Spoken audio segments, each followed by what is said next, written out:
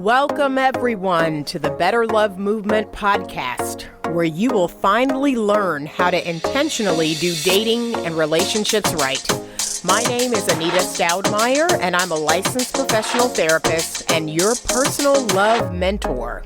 I've worked with thousands of singles and couples, giving them the skills needed to attract and keep the amazing love they desire. It's my heart's work to help people to get the skills needed to not only become the very best versions of themselves, but to help them grow and evolve emotionally and relationally. You can absolutely have the romantic relationship of your dreams. Come and let me show you how.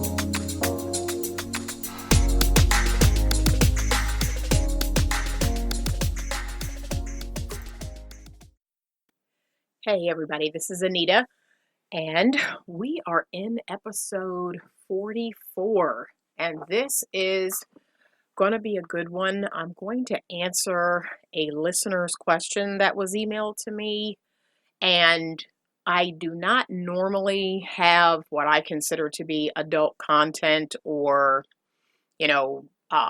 sexually charged content on my podcast, so I don't normally give people any warnings about anything discussed in my podcast. There's no profanity. I don't talk about anything of a, sexually charged manner. I don't go into any details like that. But this episode will be a little bit different. So I will give that disclaimer that if you're listening to this podcast and there are children, under the age of 18, that you may not want them listening to this podcast, because I am going to talk to the adults out there in the room, and especially the adults who are married. So I got a question from a listener who will remain anonymous, and it's a good one. And it's something I coach my couples on and my single women on, or my married women. They'll come in without their husband, and we'll talk about this, and I will coach them on ways in which to manage this. So I thought this was really interesting that I got this question, but I'm going to read it, and then we'll talk a little bit about today's episode. So episode 44 today, it is entitled, "Is Sexual Compatibility That Important?" So she says, "Hey, Anita, I'm a 39-year-old healthy, attractive female who got married about a year ago to a wonderful, kind, generous man. He is 10 years older than me, and we have both been married before.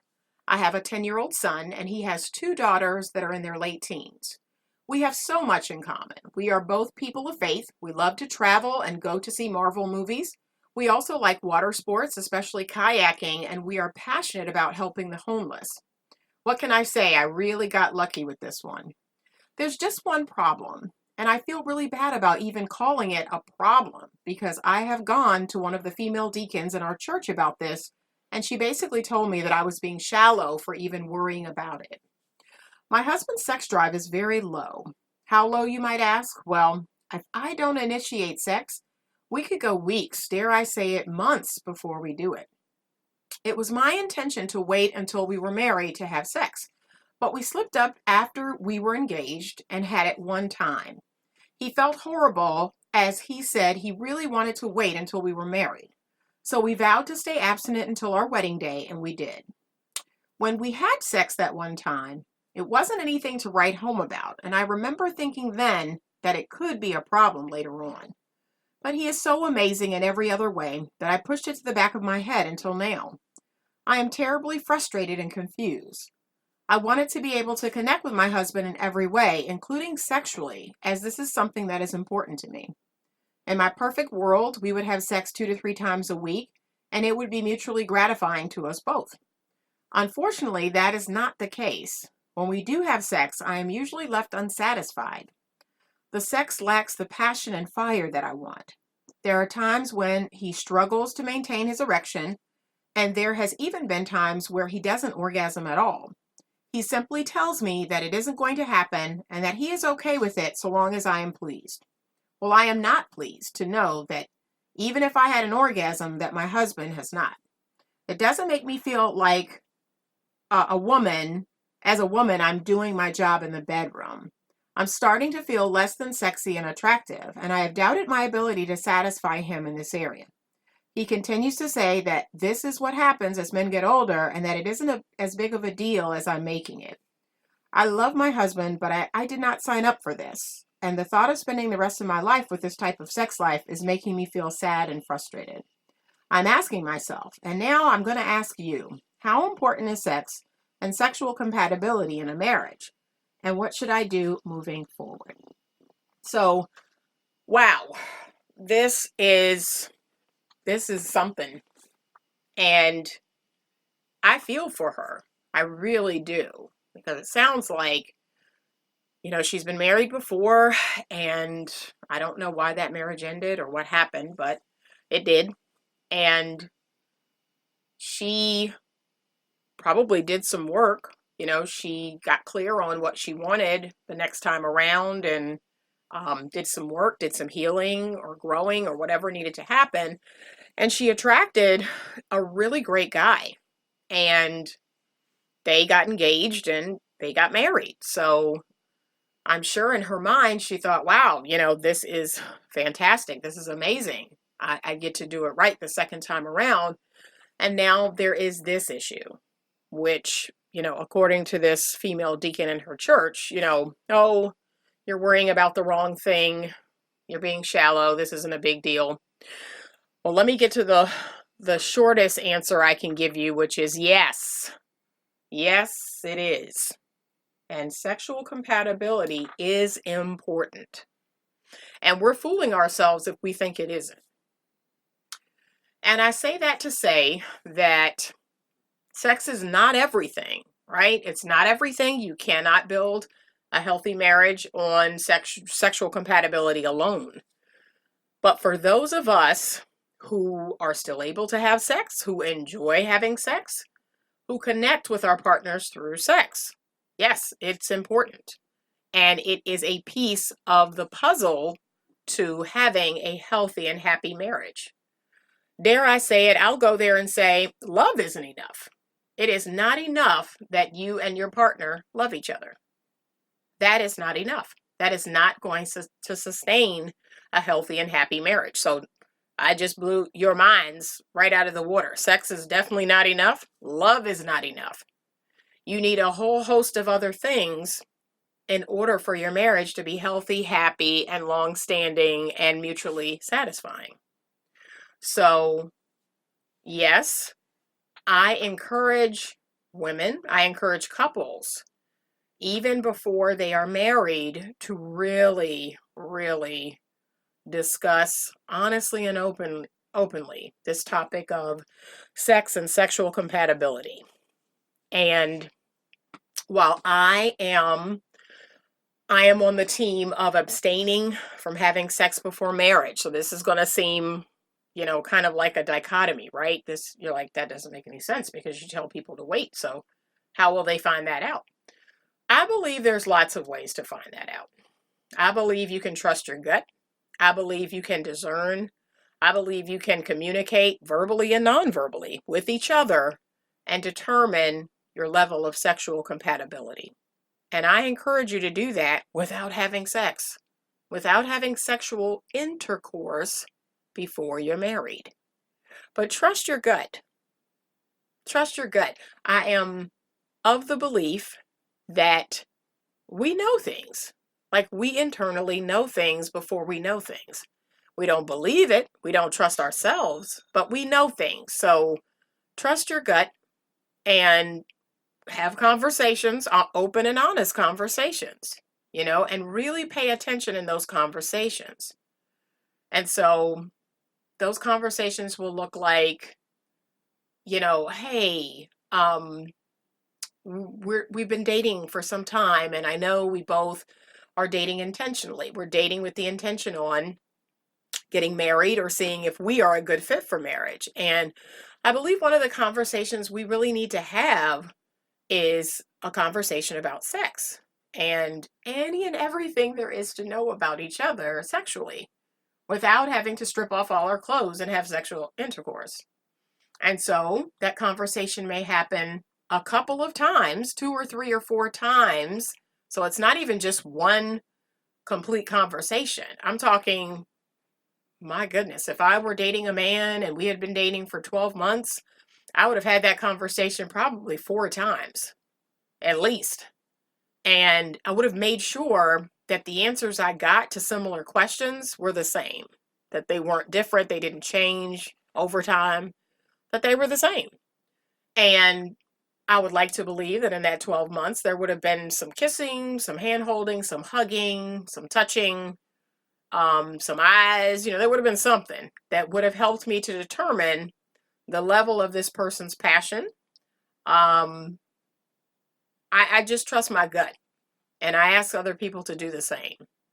And so I would be able to determine, are we sexually compatible based on the conversations we have, based on the things that have happened between us.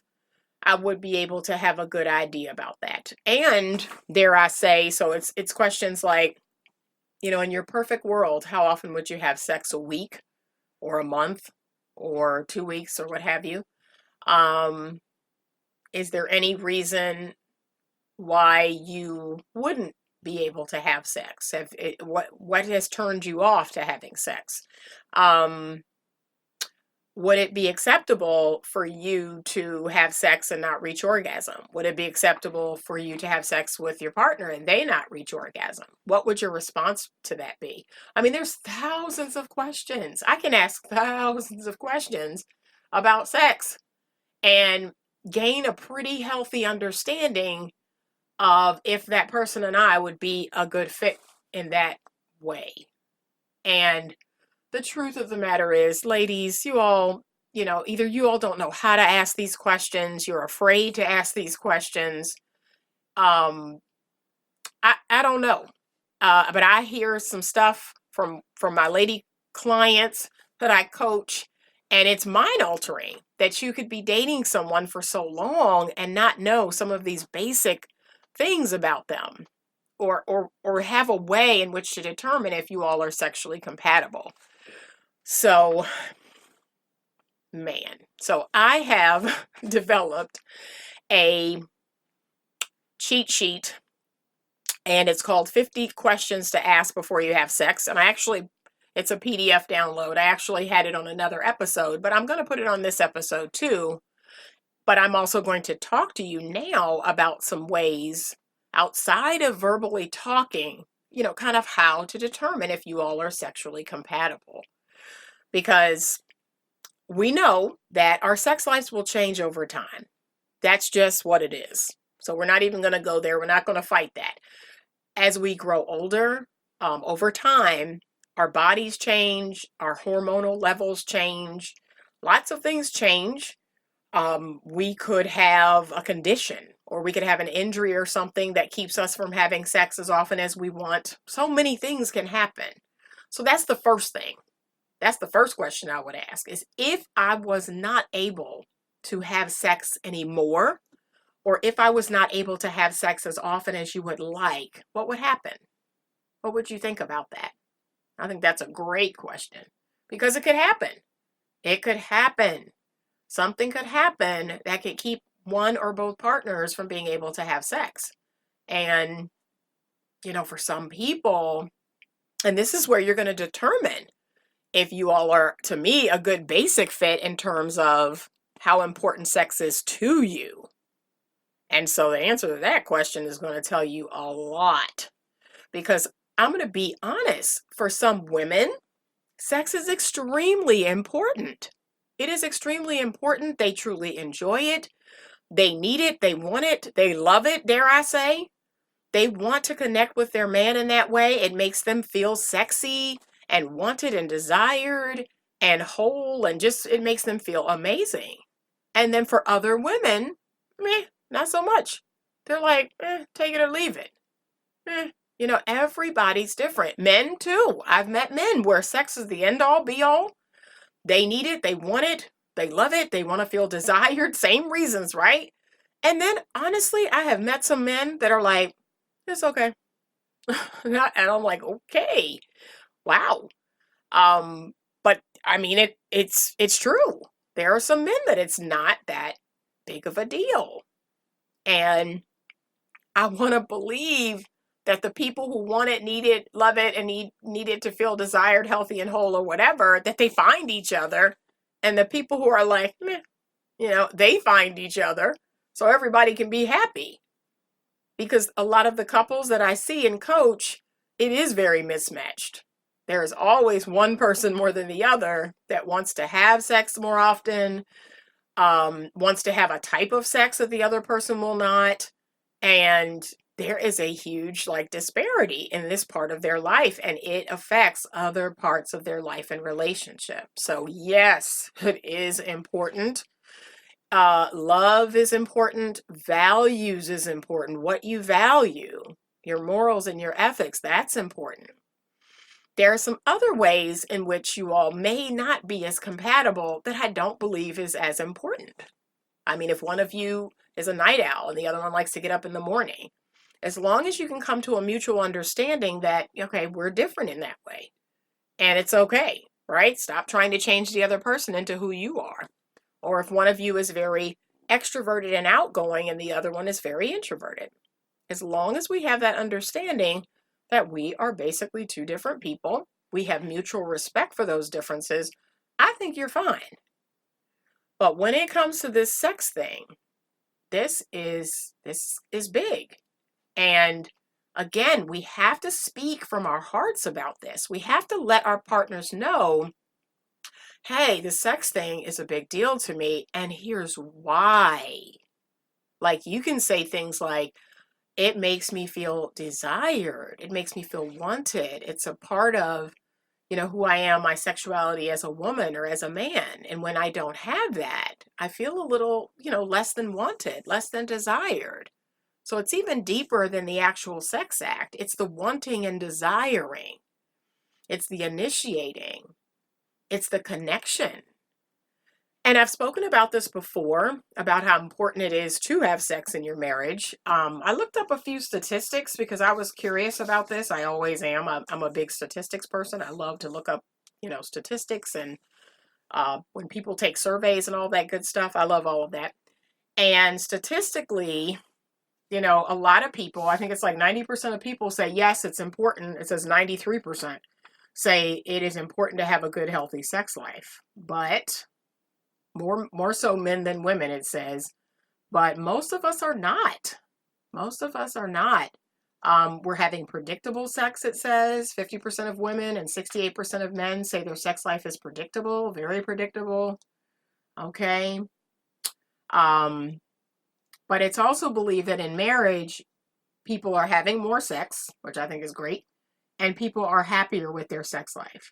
79% of men say their wives are happy or very happy with their sex life, even though the truth is, it says only 60% of women are actually happy or very happy.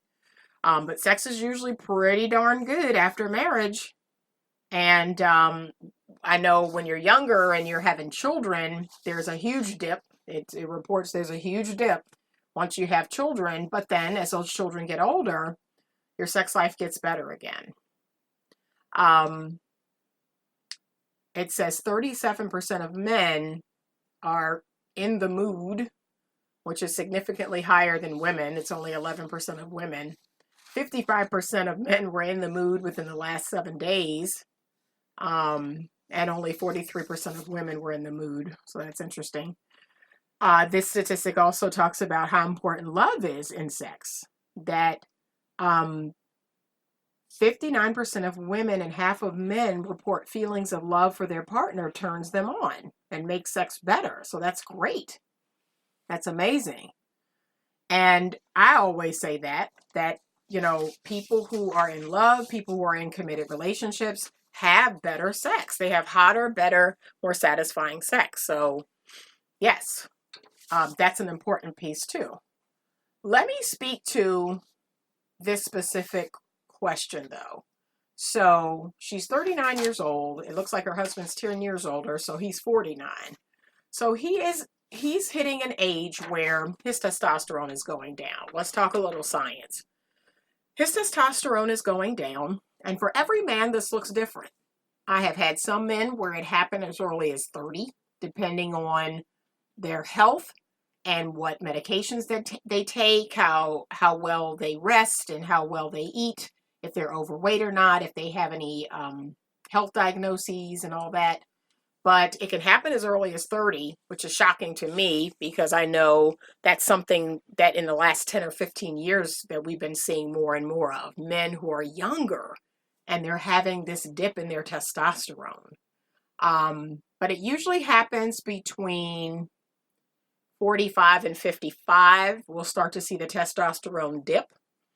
And usually 60 and above, we'll see, a decline in testosterone. And so I looked up a study on AARP and it talked about once men are over 50, that their erections take longer, they become less firm and less frequent. It says sexual fantasies are no longer enough. Men need fondling, often for quite a while. And this can be very disconcerting to them. So then you enter into this anxiety about this, right?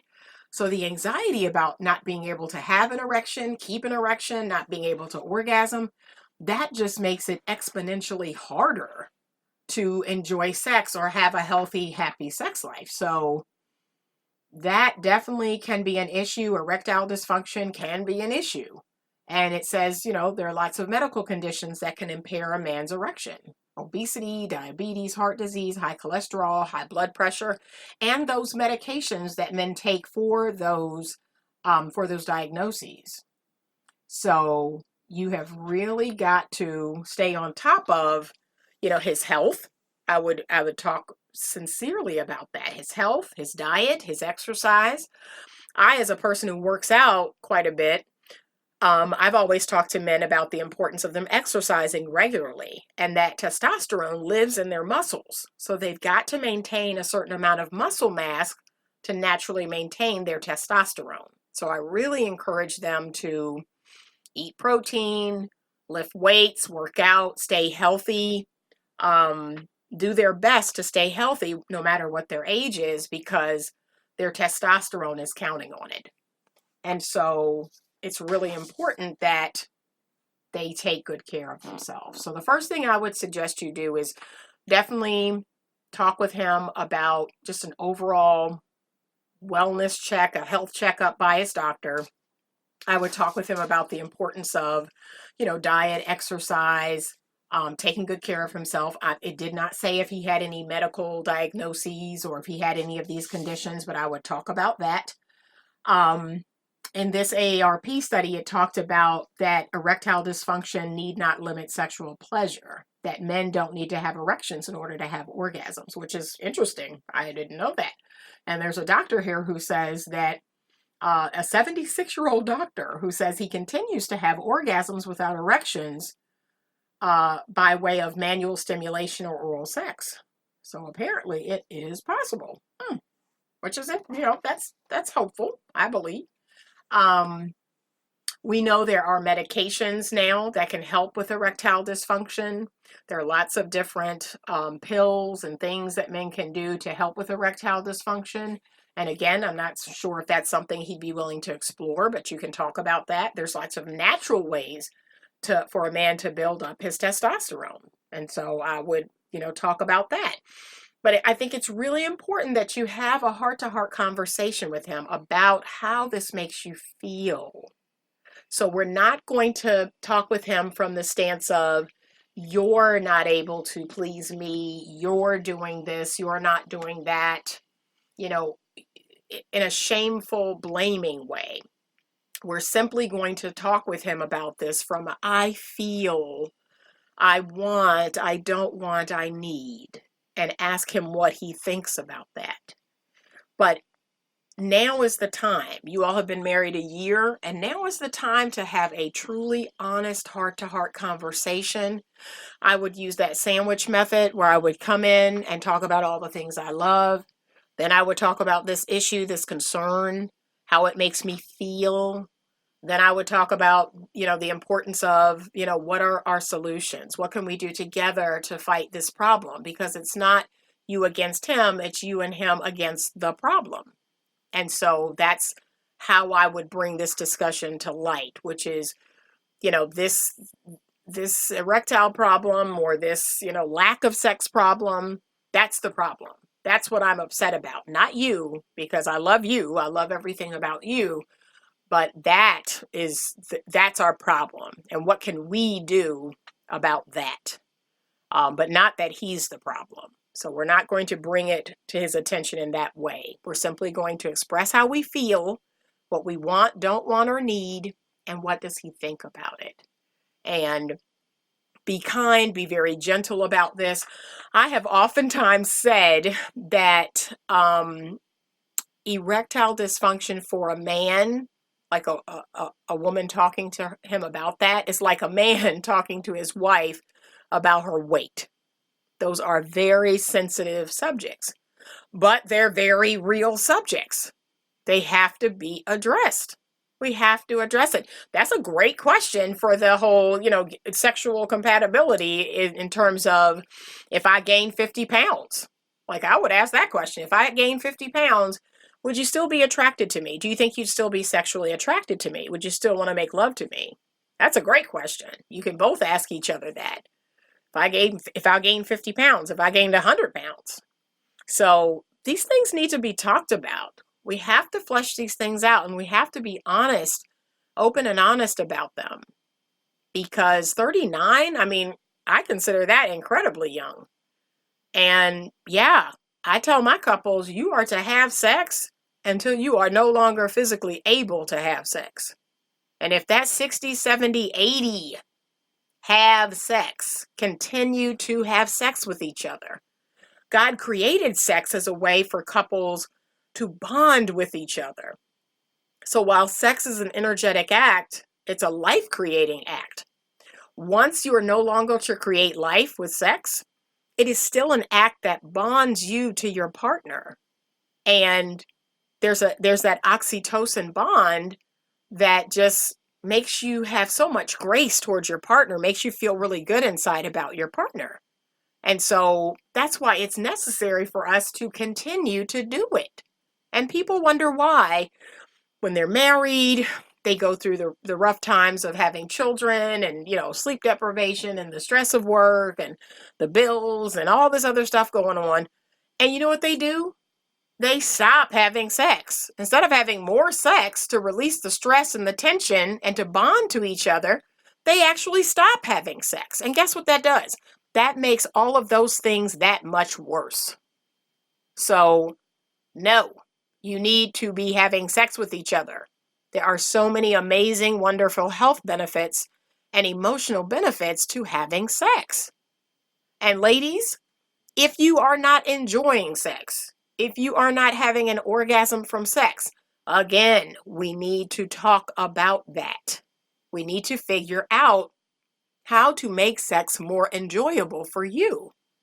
Because if you're not enjoying it, you are basically being poked, and I've said this before, you are being poked for 20 to 30 minutes, sometimes less.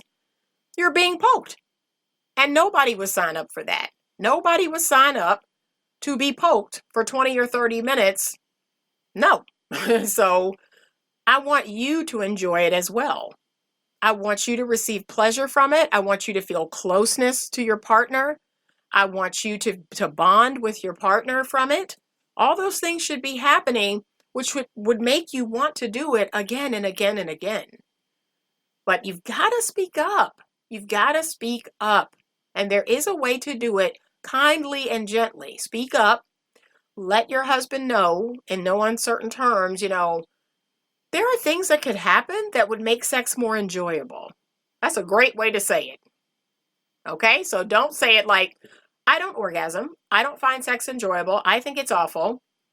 That sounds blaming, even though I know that's not what you're intending to do, but it kind of sounds like blaming. What I want you to take is that side door approach that says, honey, there are things you could do that would make sex that much more enjoyable for me. That's the way you say it. Or if you could do this more, or if you could do that more. And it could be something that he's not doing now. But remember that magic word, more. You're going to say, oh, I would love it if you would kiss me in other places other than my breasts more. Or I'd love it if you would massage me more. I would love it if you would kiss the back of my neck more. Say the things that you would like and just say more. That's it. But speak up, ladies, if it is not enjoyable to you. If there's something that's happening that you don't like, you could say, oh, I would like less of that. And you've got to speak up, or you redirect. We do it with kids all the time. Redirect your husband. If there's a place he's touching, if there's something he's doing, redirect him to the thing you want, to the thing you like.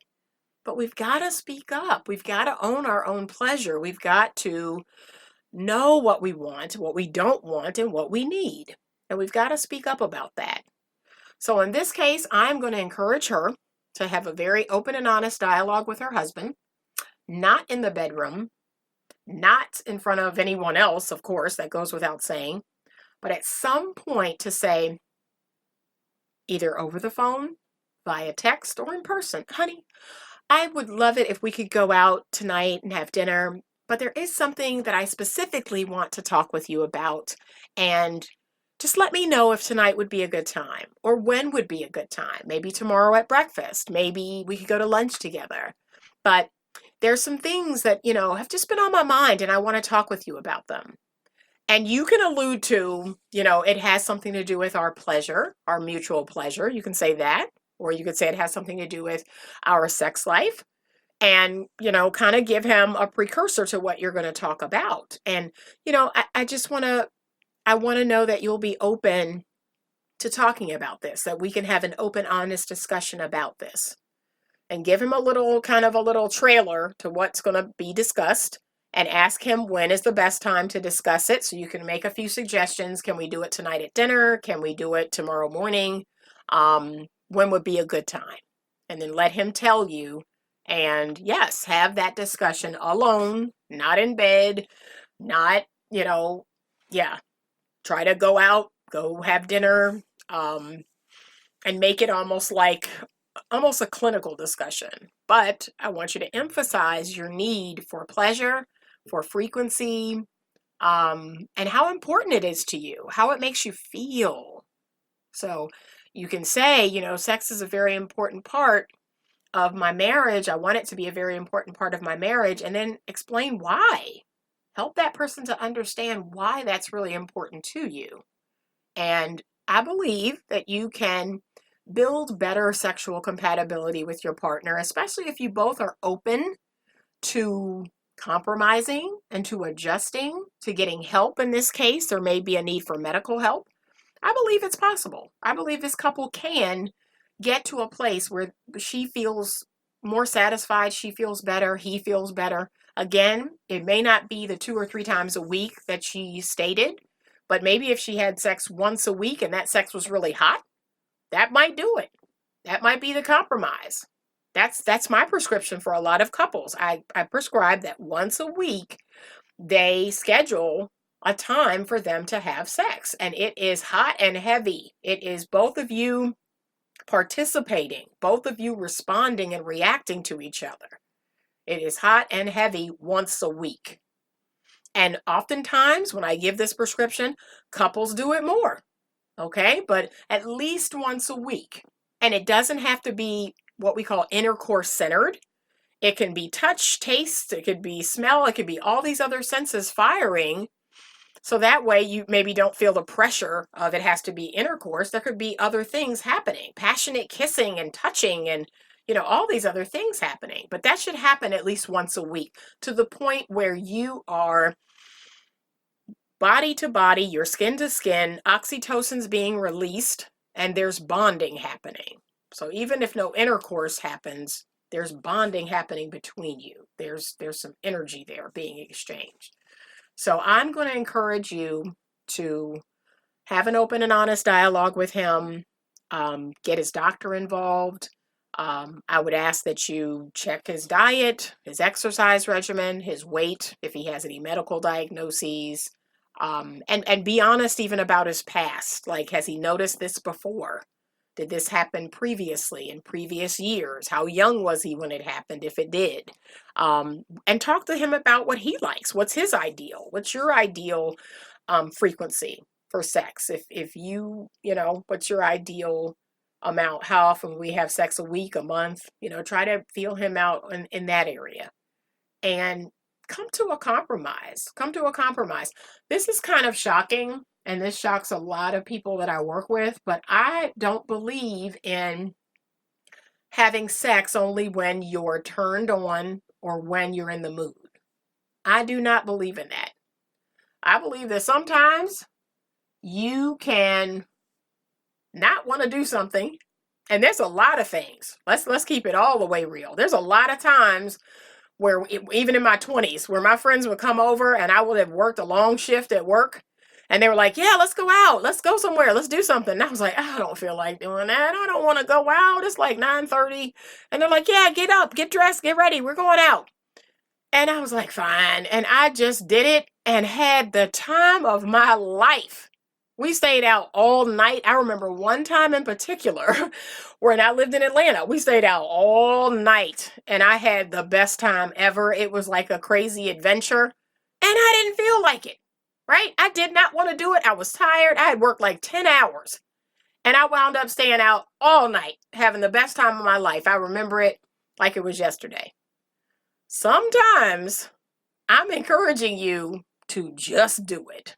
Just do it. And you may get in the mood. You may enjoy it.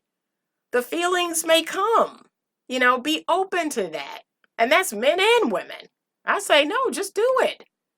And again, I'm not saying every time, but sometimes. Sometimes check in and say, okay, I don't feel like doing it. All right, I'm going to let this happen.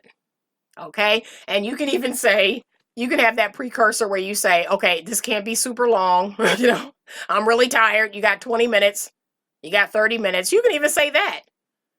Okay, I'll give you that. Tell the person, hey, we're not doing this for 2 hours. You got about 20 minutes. But do it. Do it.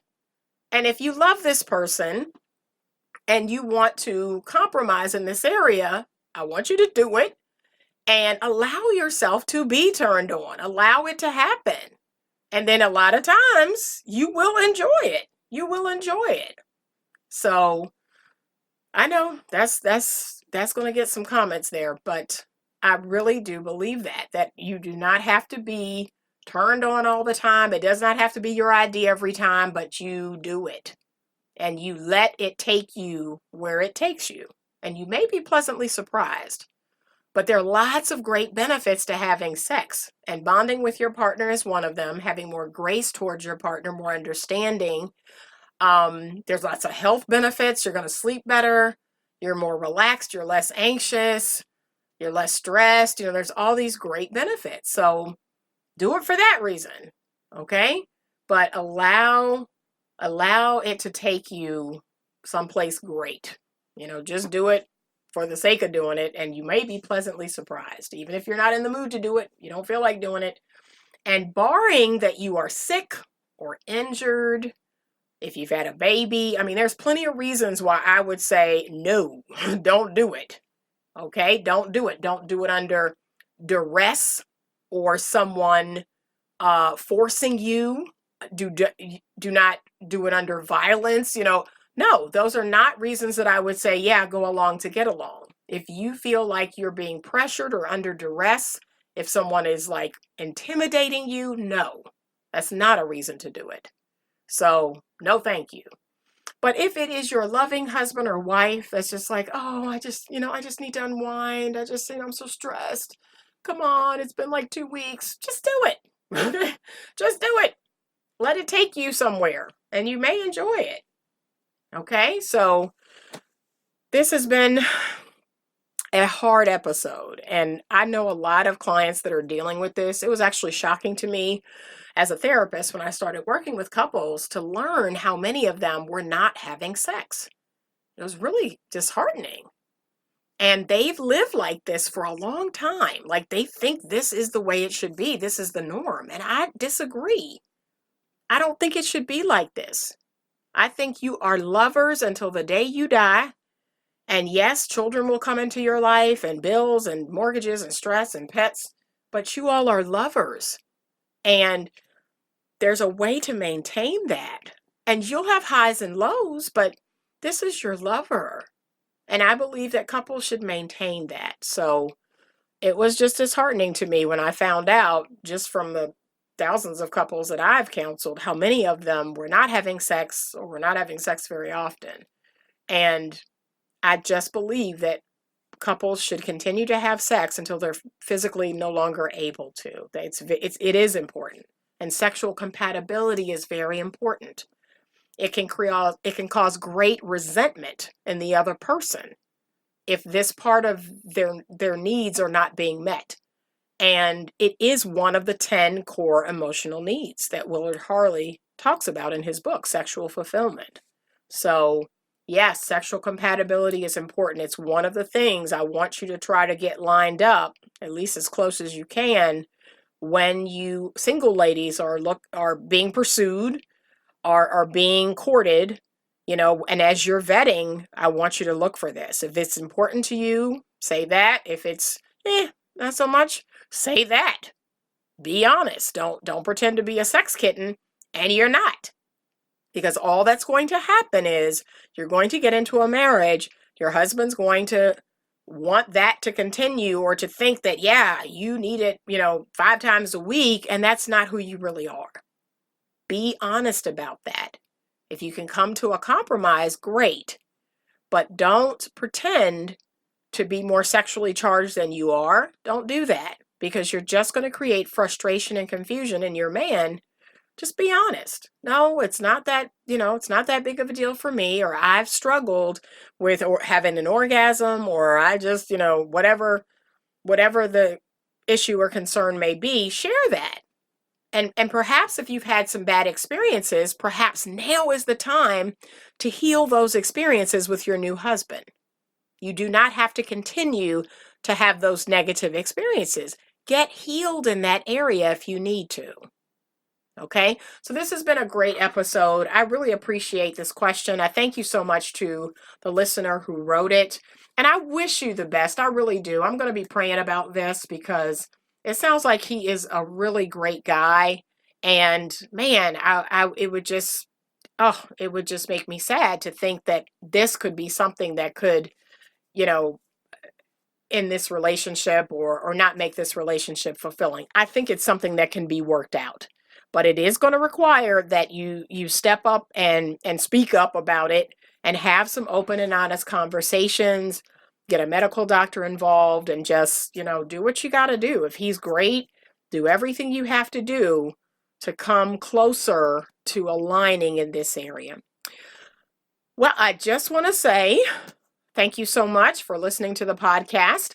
If you have a question of your own, please email it to me. You can send it to me at info@betterlovemovement.com, and head on over to the website, www.betterlovemovement.com.